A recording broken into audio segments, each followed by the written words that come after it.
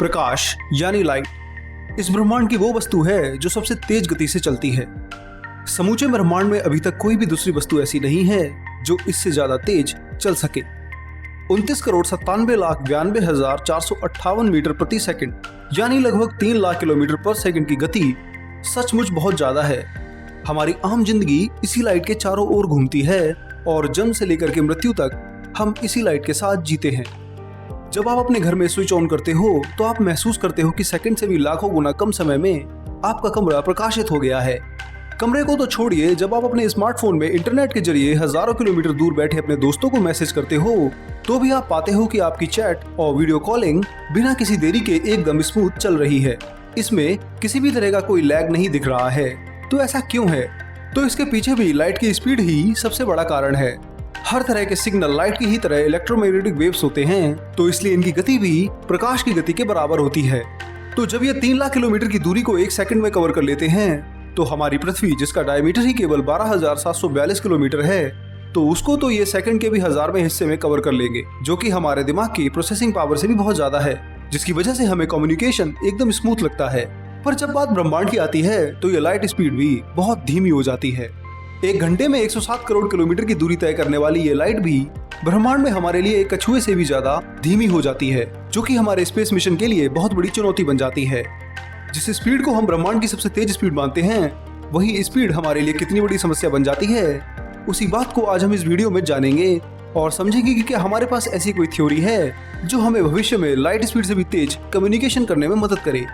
Video बहुत ही interesting और ज्ञानवर्धक होने वाला है, तो इसे पूरा जरूर देखना। अगर मैं पृथ्वी की बात करूं तो आपको यहाँ पर लाइट की स्पीड में कोई खास अंतर नहीं दिखेगा। आप अगर भारत से अमेरिका में अपने दोस्त को मैसेज भेजोगे तो वो उसे बिना किसी टाइम लैग के एकदम रिसीव होगा और उसका रिप्लाई भी आपको एकदम मिल जाएगा। यहाँ तक कि स्पेस में बैठे एस्ट्रोनॉट को भी पृथ्वी पर मैसेज भेजने में कोई परेशानी नहीं होगी। लाइट की स्पीड इतनी ज्यादा है कि वो 1 सेकंड में ही पृथ्वी के 7 चक्कर लगा लेती है, तो उसके लिए एक देश से दूसरे देश में सिग्नल ट्रांसफर करना तो बच्चों का काम है। पर जैसे ही आप चांद पर जाते हैं और वहां से अपने स्मार्ट गैजेट से कोई मैसेज पृथ्वी पर अपने दोस्त को सेंड करते हैं, तब आपको मैसेज के सेंड और रिसीव होने में लगने वाला टाइम आसानी से दिखने लगता है। चांद पृथ्वी से करीब 4 लाख किलोमीटर दूर है, तो वहां पर पृथ्वी से लाइट जाने में करीब 1.3 सेकंड का समय लगता है। तो अगर आपका कोई दोस्त चांद पर है और आप उसे मैसेज भेज रहे हैं तो उसे आपका मैसेज 1.3 सेकंड के बाद रिसीव होगा और आपको भी उसके रिप्लाई को रिसीव करते वक्त इतना ही टाइम लगेगा, यानी कम्युनिकेशन का गैप करीब 2.6 सेकंड का होगा। नासा के अपोलो मिशन के दौरान वैज्ञानिकों को इसी तरह के कम्युनिकेशन गैप का सामना करना पड़ा था। उस समय अपोलो यान की दूरी हमसे 3,80,000 किलोमीटर थी, जिस कारण उन्हें सिग्नल्स और मैसेज भेजने में 2.5 सेकंड का डिले हो रहा था। हालांकि इतनी दूरी पर यह डिले ज्यादा नहीं लगता है, क्योंकि अगर इमरजेंसी आती भी है तो 2.5 सेकंड के गैप में हम उसे आसानी से कंट्रोल कर सकते हैं। अर्थ पर स्टेशन को मिशन की पूरी डिटेल दे सकते हैं और उनसे जुड़े रह सकते हैं। पर जब हम और आगे बढ़कर मंगल ग्रह और मार्स की ओर जाते हैं तो लाइट की स्पीड का खेल पूरी तरह ही बदल जाता है। अब यहाँ पर कम्युनिकेशन को तो सेट करना मुश्किल होता ही है, दूसरी ओर सिग्नल को भेजने और रिसीव करने का टाइम गैप भी बहुत ज्यादा बढ़ जाता है। पृथ्वी और मंगल ग्रह दोनों ही सूर्य की परिक्रमा करते हैं, पर ये केवल एक खास समय ही एक दूसरे के सबसे ज्यादा नजदीक होते हैं। पर जब ये दोनों ग्रह एक दूसरे के सबसे नजदीक होते हैं तो मार्स पर लाइट को जाने में करीब 3.1 मिनट का टाइम लगता है। पर जब ये ग्रह एक दूसरे से बहुत दूर हो जाते हैं तो अब इसी लाइट को मार्स पर जाने में 22.4 मिनट लग जाते हैं। कुल मिलाकर ऑन एन एवरेज देखा जाए तो अर्थ से भेजी गई लाइट को मार्स पर रिसीव होने में 12.5 मिनट का समय लगता है। अब इतने ज्यादा टाइम डिफरेंस की वजह से पृथ्वी से सिग्नल को मंगल पर भेजने और उसे दोबारा पृथ्वी पर आने में करीब 25 मिनट का गैप आ जाता है। वहीं मार्स जब पृथ्वी से दूर होता है तो यही टाइम गैप बढ़कर के 45 मिनट का हो जाता है। इसी वजह से मार्स पर हमारे जो रोवर अभी मौजूद हैं, उन्हें एक कमांड देने के बाद उसके रिस्पॉन्स तक 25 मिनट तक हमें बैठना पड़ता है। अगर भविष्य में कोई मानव मिशन इस ग्रह पर होता है और अंतरिक्ष यात्री इस ग्रह से पृथ्वी पर संपर्क करेंगे तो उन्हें कम से कम 25 से लेकर 45 मिनट तक का इंतजार हर मैसेज को सेंड और रिसीव होने के दौरान करना पड़ेगा। ये गैप तब बहुत खतरनाक बन जाएगा जब मार्स पर अंतरिक्ष यात्रियों को इमरजेंसी सिचुएशन में पृथ्वी पर बने बेस पर कॉन्टैक्ट करना पड़ेगा। इमरजेंसी में कम्युनिकेशन एकदम इंस्टेंट होना चाहिए ताकि हर समय की जानकारी मिलती रहे, पर 25 मिनट का गैप इस काम में बहुत परेशानी डाल सकता है। इस समस्या का कोई समाधान भी नहीं है, क्योंकि लाइट की स्पीड से तेज कुछ भी नहीं है। तो ऐसे में हम केवल इस टाइम गैप को खास तरह से खुद से ही मैनेज कर सकते हैं। पर सबसे नजदीकी ग्रह मार्स पर जाना और वहां पर स्पेस कॉलोनी बनाना तो हम इंसानों का केवल एक पहला चरण होगा। हमें इससे भी आगे सौर मंडल में ही कई ग्रहों और उनके कुछ हैबिटेबल चंद्रमाओं पर भी मिशंस करने हैं। तो वहां पर लाइट का कितना टाइम डिफरेंस होगा और उससे हमारा कम्युनिकेशन कैसे प्रभावित होगा, आइए उस पर एक नजर डालते हैं। मंगल के बाद बृहस्पति ग्रह और जुपिटर ही सबसे नजदीक है, जिसके 80 से ज्यादा चंद्रमा हैं और उनमें से कुछ मून्स जैसे यूरोपा एक बहुत ही अच्छा हैबिटेबल मून है, जिसमें अपार मात्रा में पानी और ऑक्सीजन होने की संभावना है। अगर इस पर आज के किसी प्रोब से विजिट किया जाए तो कम से कम उसे यहाँ तक जाने में 1 साल से ज्यादा का समय लगेगा, और लाइट को जुपिटर और उसके मून्स तक जाने में करीब 33 से लेकर 53 मिनट तक का समय लगता है। इस वजह से जुपिटर पर अगर हमारा कोई प्रोब उसकी परिक्रमा कर रहा हो और उसके मून पर लैंड करके स्टडी कर रहा हो तो उसे अपने सिग्नल को पृथ्वी पर भेजने और रिसीव करने में 2 घंटे का समय लगता है। वैज्ञानिकों को जुपिटर सिस्टम पर गए किसी भी प्रोब को एक सिंपल कमांड देने के लिए 2-2 घंटे का लंबा इंतजार करना पड़ता है। इससे ही आप समझ सकते हो कि क्यों स्पेस मिशंस में इतनी परेशानियां आती होंगी। इन 2 घंटों को हम किसी भी तरह कम भी नहीं कर सकते हैं। इसी तरह सैटर्न पर लाइट को जाने में ऑन एन एवरेज 1.5 घंटे का समय लगता है, जिससे वहां पर कम्युनिकेशन का टाइम गैप 3 घंटे के बराबर पहुंच जाता है। हर एक सिग्नल के लिए वैज्ञानिक 3-3 घंटे तक इंतजार करते हैं। वहीं सोलर सिस्टम में सबसे दूर प्लूटो पर लाइट को पहुंचने में 5.5 घंटे का समय लगता है। जब नासा का न्यू होराइजन इस ग्रह के ऑर्बिट में आकर के इसके इमेजेस हमें पृथ्वी पर सेंड कर रहा था तो हमें हर एक इमेजेस के लिए 11 घंटे तक वेट करना पड़ता था। कई बार ये गैप उससे भी ज्यादा हो जाता था। इसी से आप समझ सकते हैं कि लाइट की स्पीड अब कितनी स्लो होने लगी है।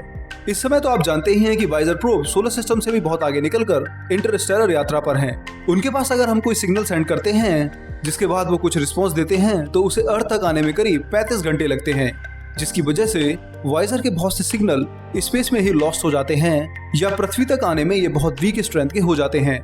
लाइट की स्पीड से आने वाले सिर्फ एक सिग्नल को रिसीव करने के लिए वैज्ञानिकों को 2-2 दिन तक बैठना पड़ता है। पर लाइट की स्पीड यहाँ तक तो मैनेजेबल लगती है कि इतने टाइम को हम किसी एल्गोरिथम के जरिए भी मैनेज कर सकते हैं, पर ये स्पीड सोलर सिस्टम के बाहर बहुत ही ज्यादा स्लो बन जाती है।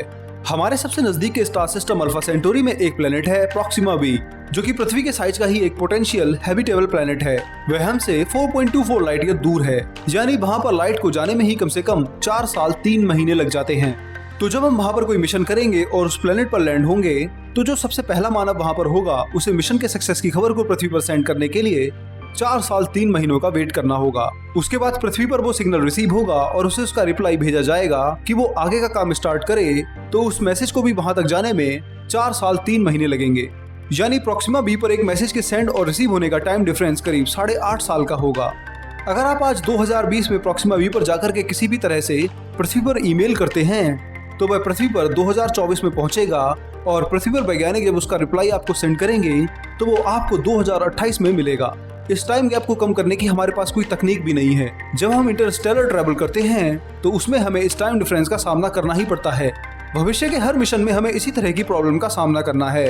अब अगर हमें प्रोक्सिमा बी पर जाने पर भी जीवन जीने लायक कंडीशंस नहीं मिलती हैं तो हमें अब 40 लाइट ईयर दूर ट्रैपिस्ट स्टार सिस्टम में जाना पड़ेगा, जिसमें हमारे सौरमंडल की तरह ही कई ग्रह हैं जो सूर्य की परिक्रमा करते हैं। इसमें सबसे ज्यादा हैबिटेबल प्लेनेट जो है वो है ट्रैपिस्ट 1e।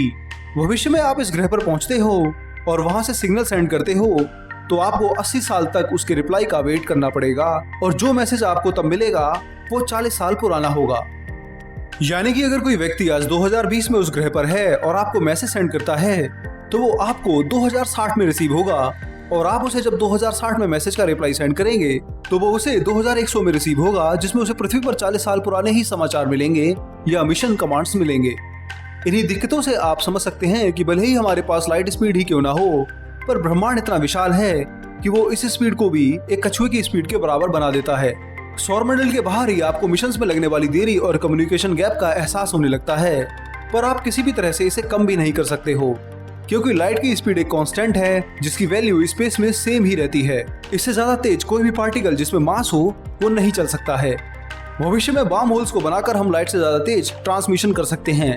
इसके लिए हमें विशाल वार्म होल्स भी नहीं बनाने हैं जिन्हें स्टेबल रखने के लिए ही बहुत ज्यादा एनर्जी की जरूरत पड़ती हो। केवल एक सब एटॉमिक लेवल जितना वार्म होल ही हमारे लिए काफी है, जो बेहतर और तेज ढंग से हमें लाइट से भी तेज सिग्नल सेंड करने में मदद करेगा। इसमें सिग्नल की स्पीड तो लाइट के बराबर ही रहेगी, पर जो दूरी पृथ्वी और दूसरे ग्रहों के बीच में होगी वो वार्म होल्स की मदद से बहुत कम हो जाएगी। इसके अलावा क्वांटम एंटेंगलमेंट भी इसमें मददगार साबित हो सकता है, पर इसकी बात मैं आगे कभी दूसरे पार्ट में करूंगा। इस वीडियो में इतना ही दोस्तों। इसमें हमने जाना कि ब्रह्मांड की सबसे तेज चीज लाइट भी इसी ब्रह्मांड की विशालता के कारण एक कछुए की स्पीड के बराबर बन जाती है, जिसकी वजह से हमारे मिशंस में कम्युनिकेशन में बहुत ज्यादा देरी होती है। अभी तो इस समस्या का हमारे पास कोई समाधान नहीं है, पर इंसानों के जिद्दी स्वभाव के कारण वो हर समस्या को सुलझा ही लेता है। तो इसका भी समाधान जल्दी ही आपको और मुझे देखने को मिल सकता है। अगर आप इसी तरह के साइंस को और अच्छे से समझना चाहते हैं तो आप विज्ञानम.com पर भी जरूर विजिट कीजिए और उसे बुकमार्क कर लीजिए। तब तक के लिए मुझे दीजिए आज्ञा और वीडियो को लाइक शेयर करने के साथ साथ चैनल को सब्सक्राइब भी कीजिए। मैं मिलूंगा अगले हफ्ते एक और मजेदार टॉपिक के साथ। धन्यवाद। जय हिंद। आपका दोस्त शिवम।